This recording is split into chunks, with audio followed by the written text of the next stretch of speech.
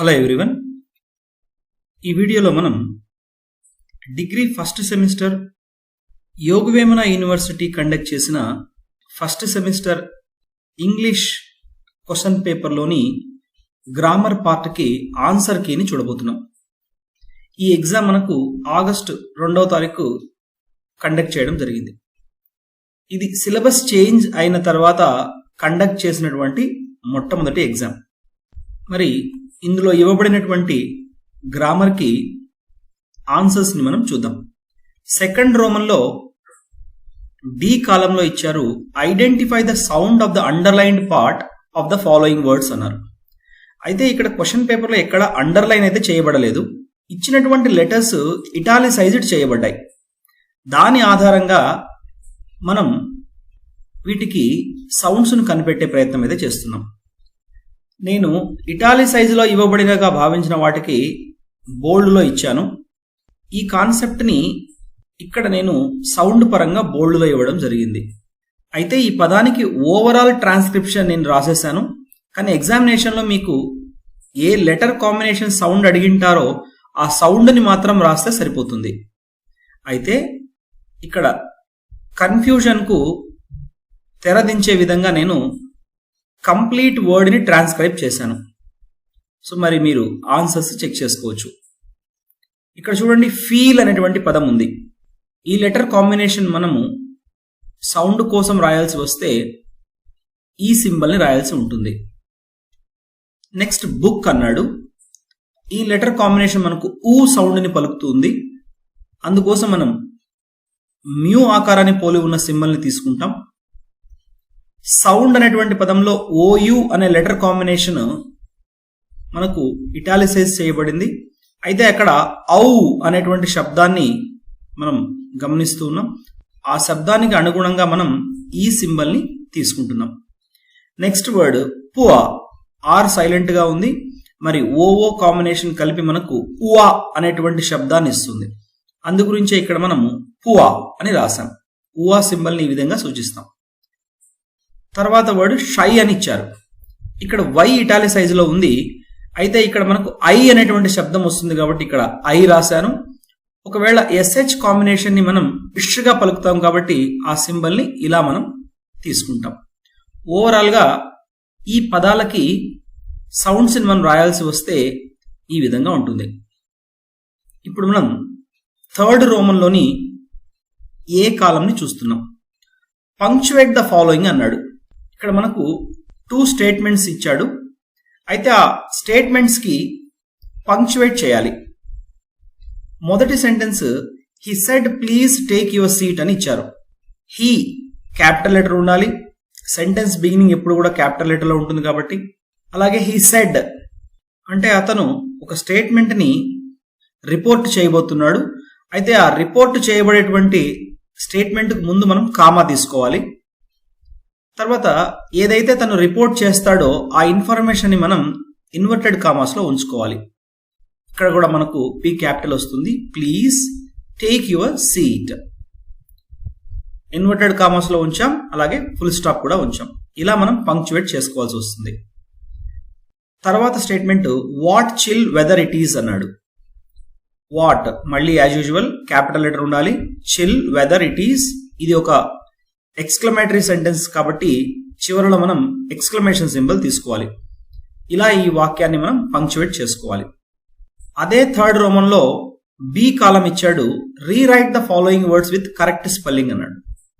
చాలా ఈజీగా ఉన్నాయి, కాంప్లికేటెడ్ గా అయితే ఏమీ లేవు. Grammar, skilful, foreign, illiterate, victory. So minor errors మాత్రమే ఇచ్చారు. చాలా సింపుల్ గా ఇది చేయొచ్చు. అయితే ఇల్లిటరేట్ ఎటువంటి మిస్టేక్ ఇవ్వలేదు. ఐని మాత్రం స్మాల్ లెటర్ లో ఉంచాడు. సో ఇది యాజ్ ఇట్ ఈస్ గా స్పెల్లింగ్ అయితే ఉంటుంది. మరి ఫిఫ్త్ రోమన్ చూద్దాం. Change the sentences as directed అన్నాడు. ఫిఫ్త్ రోమన్ లో ఏ కాలం change the following sentences into passive voice అన్నాడు. మొత్తం 3 ఇచ్చాడు. 3 మార్క్స్ వీటికి అవార్డ్ చేయబోతున్నారు. The internet connects the entire world.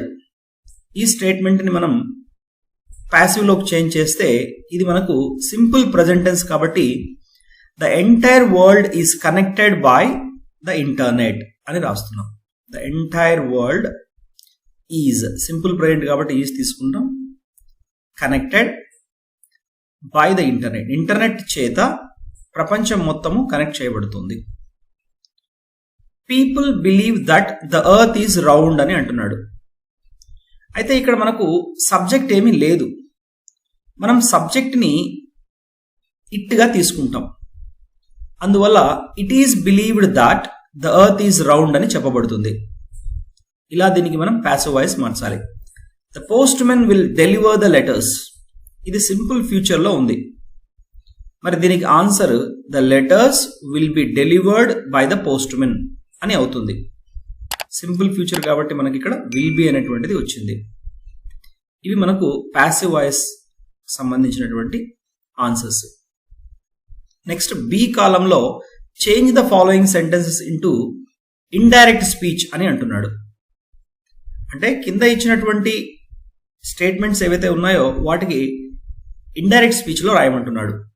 మొదటిది she said I am getting married, ఇది ప్రెజెంట్ కంటిన్యూస్ టెన్స్లో ఉంది. ఇది ఒక స్టేట్మెంట్ కావడం చేత మనం కనెక్టింగ్ వర్డ్ దట్ తీసుకోవాలి. షీ సెడ్ దాట్, ఇక్కడ ఐ అంటే షీ. ప్రజెంట్ కంటిన్యూస్ ని మనం పాస్ట్ కంటిన్యూస్ లో మార్చాలి కాబట్టి షీ వాజ్ గెట్టింగ్ మ్యారీడ్ అని రాస్తాం. ఈ వాక్యానికి ఇండైరెక్ట్ ఈ విధంగా మనం చేంజ్ చేయాలి. నెక్స్ట్ మనకు please bring your book here అని చెప్తున్నాడు. అయితే మనకు రిపోర్టింగ్ వర్బ్ను అయితే ఇవ్వలేదు. రిపోర్టెడ్ స్పీచ్ ఇచ్చాడు కానీ రిపోర్టింగ్ వర్బ్ను అయితే ఇవ్వలేదు. రిపోర్టింగ్ వర్బ్ ఈ విధంగా ఉండాలి, సెడ్ ద టీచర్. ఇలా ఉన్నప్పుడే మనం దాన్ని ఇండైరెక్ట్ లోకి మార్చగలుగుతాం. ఇలా ఇవ్వబడినటువంటి వాక్యానికి సమాధానం ద టీచర్ రిక్వెస్టెడ్. ఇక్కడ ఎందుకంటే ప్లీజ్ ఉండడం వల్ల ఇది మనం రిక్వెస్టెడ్ గా రాసుకుంటున్నాం. ఇది ఒక ఇంపెరేటివ్ సెంటెన్స్, అంటే వర్బ్తో స్టార్ట్ అయింది. అందువల్ల కనెక్టింగ్ వర్డ్ మనం టు తీసుకుంటాం. The teacher requested to bring your, అంటే ఇక్కడ మై బుక్ దేర్, అంటే నీ పుస్తకాన్ని తీసుకురా అన్నారు కాబట్టి ఇక్కడ నా పుస్తకాన్ని తీసుకురమ్మన్నారు. ఇక్కడ ఆర్ కూడా అయ్యేదానికి అవకాశం ఉంటుంది, యువర్ అన్నప్పుడు ఆర్ కూడా.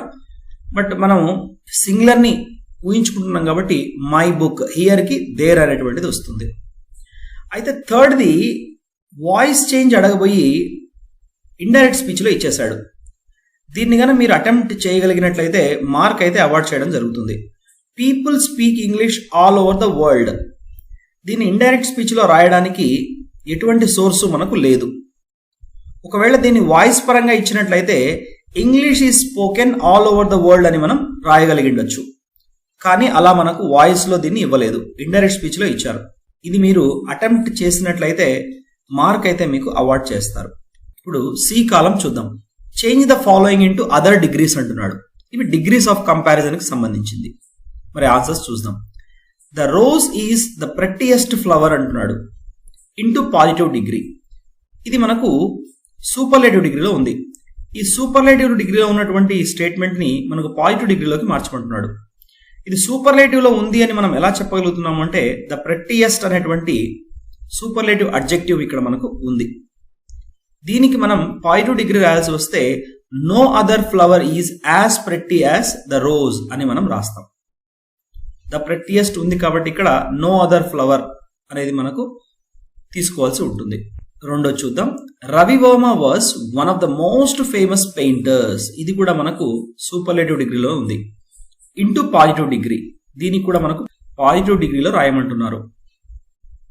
ఇక్కడ వన్ ఆఫ్ ద రావడం వల్ల మనకు పాజిటివ్ డిగ్రీలో వెరీ ఫ్యూ అనేటువంటిది ఉండాలి. అందువల్లనే very few painters are as famous as Ravi Varma అని మనం రాసుకుంటున్నాం. ఇది పాజిటివ్ డిగ్రీ కాబట్టి as plus A1 adjective plus as గా మనం రాసుకోవాలి. మరి ఇప్పుడు థర్డ్ వన్ చూద్దాం. The Pacific is deeper than any other ocean అని అంటున్నాడు. ఇది మనకు డీపర్ అనే కంపారిటివ్ అడ్జెక్టివ్ ఉండడం వల్ల దీన్ని మనం కంపారిటివ్ డిగ్రీలో ఉన్నట్టుగా గుర్తిస్తున్నాం. ఇంటూ సూపర్లేటివ్, దీనికి సూపర్లేటివ్ డిగ్రీ రాయమంటున్నాడు. ఎనీ అదర్ అనేటువంటిది ఇక్కడ రావడం వల్ల మనం the Pacific is the deepest ocean అని చెప్పొచ్చు. ఇక్కడ ఒకవేళ మెనీ అదర్ వచ్చినట్లయితే మనం Pacific is one of the deepest oceans అని రాయాల్సి వచ్చేది. కానీ ఇక్కడ ఎనీ అదర్ అన్నాడు కాబట్టి the Pacific is the deepest ocean అనేది మన సమాధానం అవుతుంది. ఇందులో చివరగా Kumar is one of the smartest boys in the class అన్నాడు. ఇది మనకు సూపర్లేటివ్ డిగ్రీలో ఉంది. ఇక్కడ చూడండి, వన్ ఆఫ్ ద వచ్చింది. దీన్ని కంపారిటివ్ డిగ్రీలోకి మార్చమంటున్నాడు. కంపారిటివ్ డిగ్రీలోకి మార్చేటప్పుడు మనం మెనీ అదర్ లేదా మోస్ట్ అదర్ తీసుకుంటాం. Kumar is smarter than many other or most other boys in the class అనేది మనకు సమాధానం అవుతుంది. ఇక్కడ వన్ ఆఫ్ ద రానట్లయితే మనం ఎనీ అదర్ రాయాల్సి వచ్చేది. కానీ ఇక్కడ వన్ ఆఫ్ ద వచ్చింది కాబట్టి మెనీ అదర్ లేదా మోస్ట్ అదరే రాయాలి. ఇలా మనం డిగ్రీస్ ఆఫ్ కంపారిజన్స్ ని చేంజ్ చేయాలి. ఇలా రాసి ఉన్నట్లయితే ఇవి కరెక్ట్ సమాధానాలుగా ఉంటాయి. మరి 6th రోమన్లో చూద్దాం. Fill in the following blanks using right articles or preposition అంటున్నాడు. అంటే కింద ఇవ్వబడినటువంటి బ్లాంక్స్ ని సూటబుల్ ప్రిపోజిషన్స్ కానీ లేదా సూటబుల్ ఆర్టికల్స్ కానీ తీసుకోమంటున్నాడు. ఏషియా ఈజ్ డాష్ కాంటినెంట్ అంటున్నాడు. A continent. Baseball is a popular sport. Our dog is sleeping under the bed. John is a European. మీకు తెలుసు, సౌండ్ ను బేస్ చేసి మనం సూటబుల్ ఆర్టికల్ ని తీసుకుంటున్నాం. ఇక్కడ యూరోపియన్ అనేటువంటిది మనకు ఏ ఆర్టికల్ ని తీసుకుంటుంది. She suddenly left the room dash or conversation అని ఇచ్చాడు. బిఫోర్ ఆర్ కాన్వర్జేషన్ అనేది అవుతుంది. అంటే ఓవరాల్ గా మనకు 5 బ్లాంక్లలో ఒకే ఒక ప్రిపోజిషన్ వచ్చింది. మిగిలిన 4 మనకు ఆర్టికల్ పైన ఇచ్చారు. బహుశా ఇక్కడ డాష్ ద బెడ్ అని ఇచ్చి ఉన్నట్లయితే ఇది ప్రిపోజిషన్ రిలేటెడ్ అయి ఉండేది. కానీ అలా ఇవ్వలేదు. మరి 6వ రోమన్లో బి కాలం మనం చూద్దాం.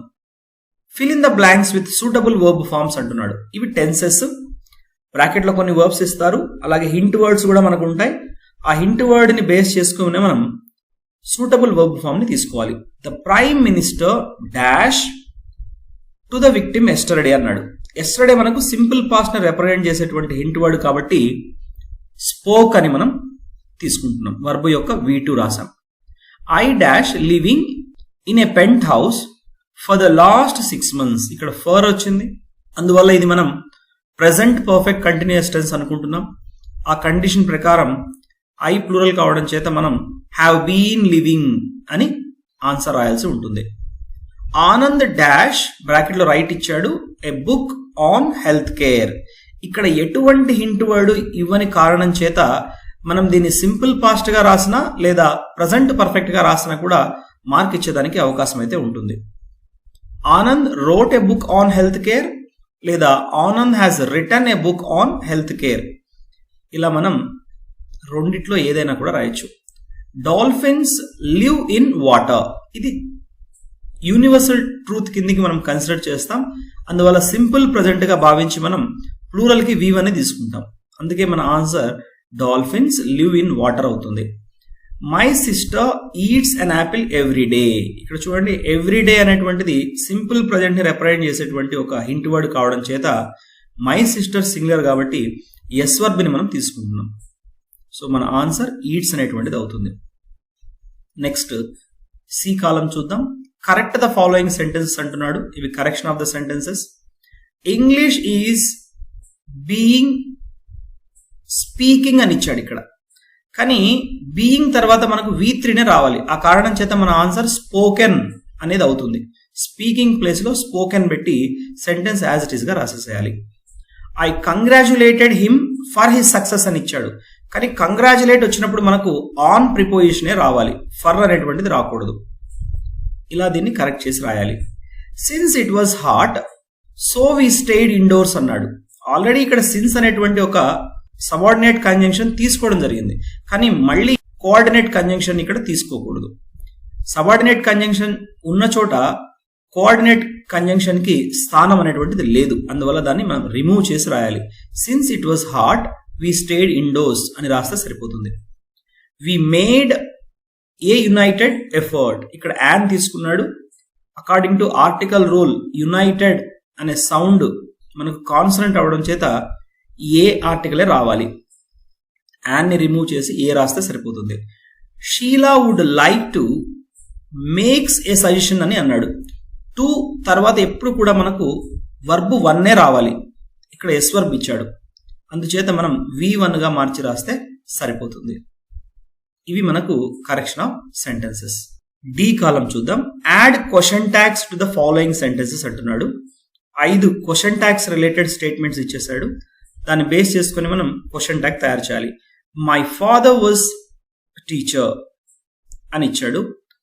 ఇక్కడ వాజ్ అనేటువంటిది మనకు హెల్పింగ్ వర్బ్ గా ట్రీట్ చేస్తాం. ఇది పాజిటివ్ స్టేట్మెంట్ గా ఉంది కాబట్టి క్వశ్చన్ ట్యాగ్ నెగిటివ్ లో రాయాలి. వజంట్ హీ అనేది మన ఆన్సర్ అవుతుంది. హీ ఈజ్ నాట్ యాంగ్రీ, ఇది నెగిటివ్ స్టేట్మెంట్ లో ఉంది. క్వశ్చన్ ట్యాగ్ మనకు పాజిటివ్ లో రావాలి. అందువల్లనే ఈజ్ హీ అనేది మన సమాధానం అవుతుంది. యూ విల్ స్టే హియర్, ఇది సింపుల్ ఫ్యూచర్ లో ఉంది. విల్ అనేటువంటిది మనం హెల్పింగ్ వర్బ్ గా తీసుకుంటున్నాం. ఇది పాజిటివ్ లో ఉంది కాబట్టి మనకు వోంట్ యూ అనేది మన సమాధానం అవుతుంది. లెట్స్ హ్యావ్ అవర్ టీ, ఎప్పుడు కూడా లెట్స్ వచ్చినప్పుడు మన సమాధానం షెల్ వి గానే ఉండాలి.